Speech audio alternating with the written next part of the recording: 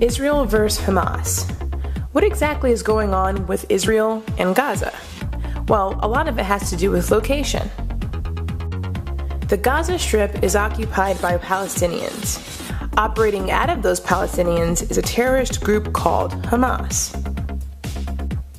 Hamas's goal is to make everything a Palestinian Islamic state and to completely destroy Israel.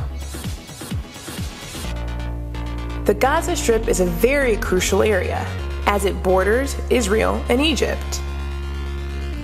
Recently, Israel has launched airstrikes against Hamas in the Gaza Strip. The Prime Minister of Israel, Benjamin Netanyahu, explains, Hamas and other terrorist organizations in Gaza have made normal life impossible for over 1 million Israelis. No government would tolerate a situation where nearly a fifth of its people live under a constant barrage of rockets and missile fire. So in other words, the Prime Minister refuses to live in fear and is now taking steps to protect his citizens. Since the airstrikes from Israel and Hamas have been trading bombs and rockets, and there is an international concern that the situation may escalate into an even bloodier ground war.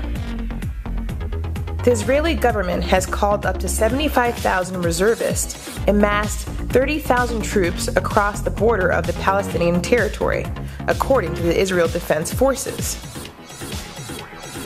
So what does this have to do with us?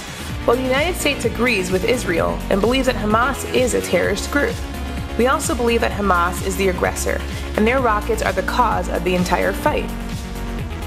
If they hadn't threatened and fired rockets towards Israel in the first place, Israel wouldn't have retaliated and launched airstrikes to protect themselves.